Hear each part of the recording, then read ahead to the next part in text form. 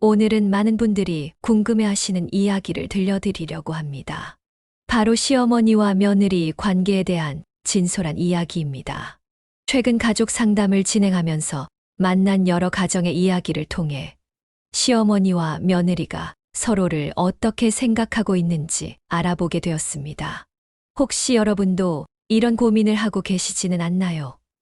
그렇다면 오늘 이야기가 큰 도움이 될 것입니다.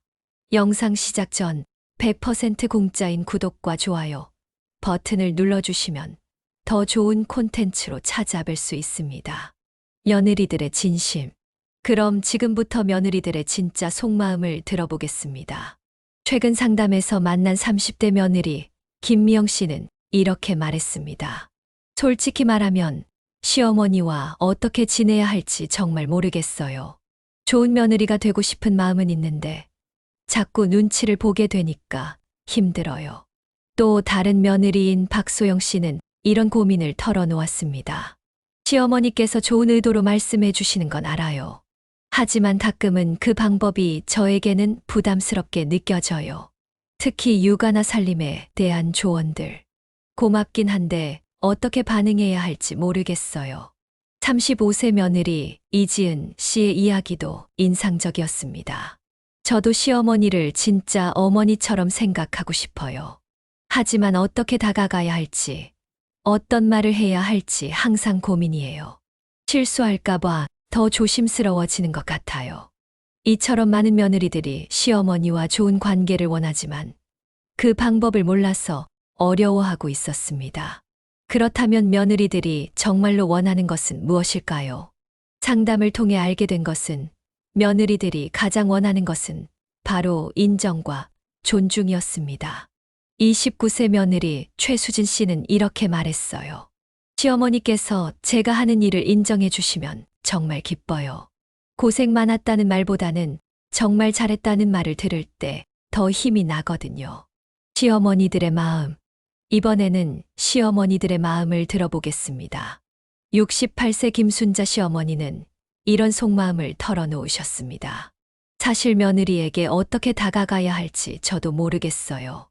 도움이 되고 싶어서 하는 말인데 가끔 며느리가 부담스러워하는 것 같아 마음이 아파요. 72세 박영희 시어머니는 이렇게 말씀하셨어요. 아들이 행복하게 사는 모습을 보면 정말 기뻐요. 며느리 덕분이라는 걸 알고 있어서 고마운 마음이 큰데 그 마음을 어떻게 표현해야 할지 모르겠어요. 66세 이정숙 시어머니의 고백도 감동적이었습니다. 며느리가 혹시 저를 무서워하는 건 아닌지 걱정돼요. 저도 그냥 편안한 관계를 원하는데 자꾸 조심스러워지네요. 며느리도 제 딸처럼 생각하고 싶거든요. 이처럼 시어머니들도 며느리와 좋은 관계를 원하고 있었습니다.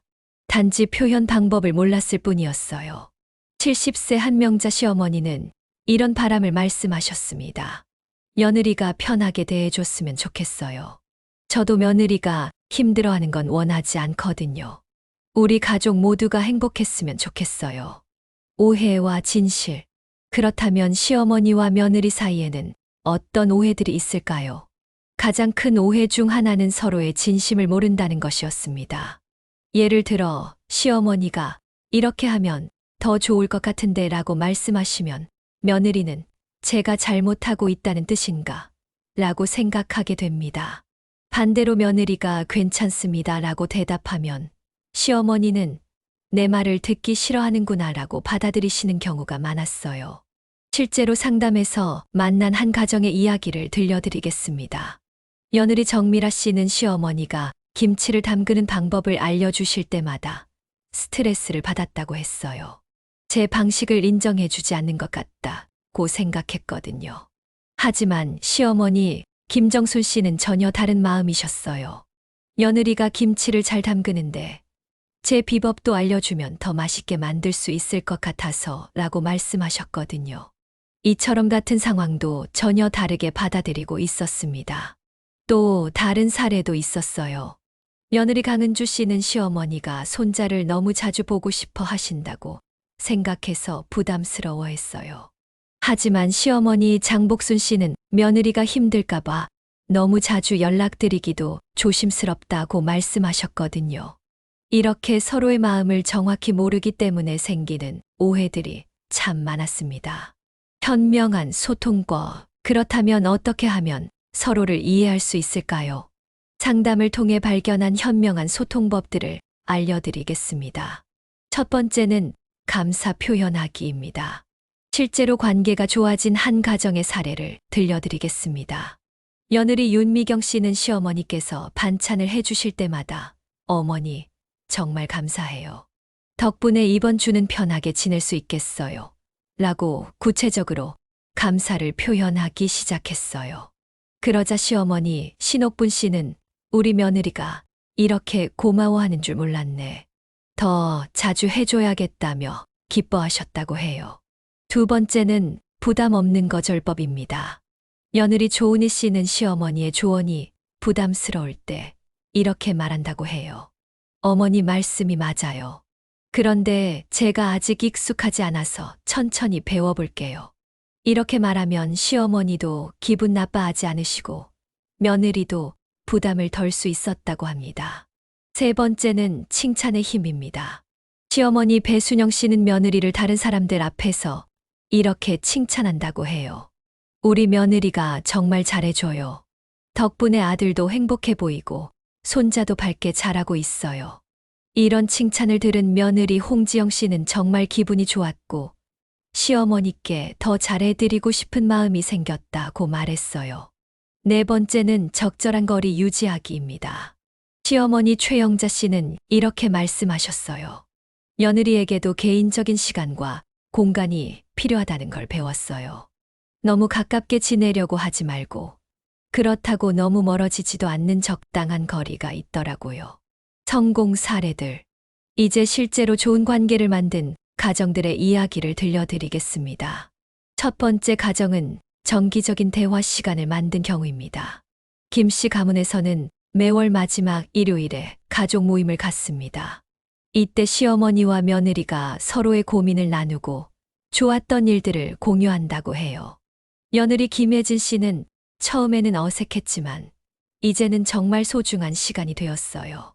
시어머니의 마음도 알게 되고 제 마음도 편하게 전할 수 있어서 좋아요 라고 말했습니다. 두 번째는 공통 관심사를 찾은 경우입니다. 박 씨 가문의 시어머니와 며느리는 모두 요리를 좋아했어요. 그래서 함께 새로운 요리를 배우고 레시피를 공유하기 시작했습니다. 시어머니 박금순 씨는 며느리와 함께 요리하면서 자연스럽게 대화도 많아지고 서로를 더 잘 알게 되었어요. 라고 하셨어요. 며느리 이수연 씨도 시어머니께 요리를 배우면서 존경하는 마음이 생겼고 이제는 정말 편한 사이가 되었어요. 라고 말했습니다. 세 번째는 남편이 중간 역할을 잘한 경우입니다. 최 씨 가문의 아들 최미모 씨는 어머니와 아내 사이에서 이런 역할을 했다고 해요. 어머니께는 아내가 어머니를 정말 좋아해요. 다만 표현을 잘 못할 뿐이에요. 라고 말씀드리고 아내에게는 어머니가 당신을 정말 아껴하세요. 조금만 마음을 열어보세요. 라고 말했다고 합니다. 그 결과 두 분 모두 서로에 대한 마음을 알게 되었고 지금은 정말 좋은 관계를 유지하고 있다고 해요. 실용적인 조언들. 이제 구체적으로 어떻게 실천할 수 있는지 알려드리겠습니다.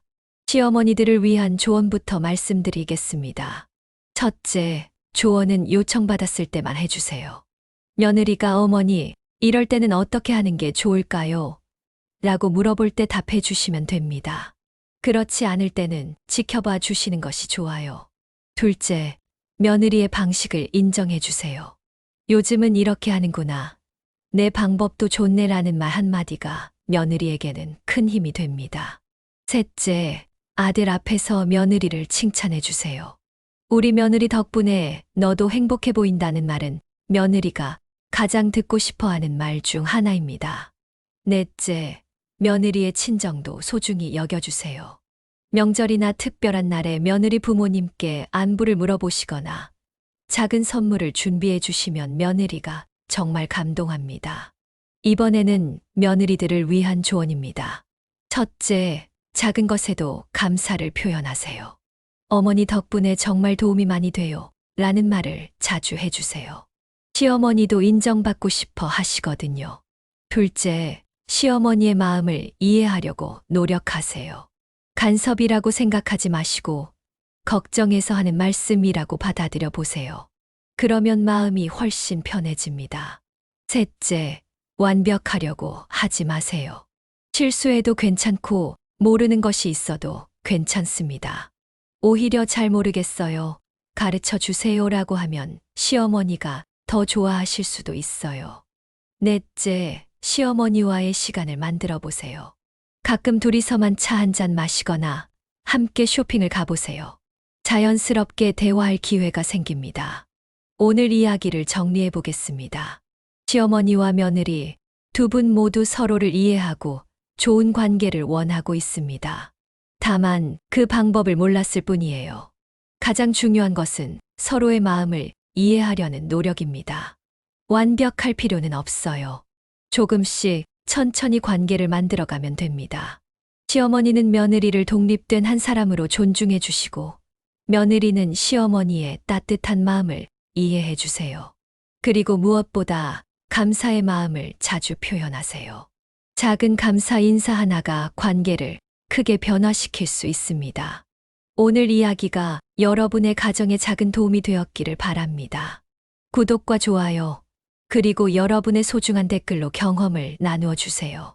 다른 분들에게도 큰 도움이 될 것입니다. 다음에도 더 유익한 이야기로 찾아뵙겠습니다. 모든 가정의 평화와 행복이 함께 하시길 바랍니다. 감사합니다. 오른쪽 아래 구독과 알림 설정은 모두의 사랑 표현입니다. 좋아요는 필수 감사합니다.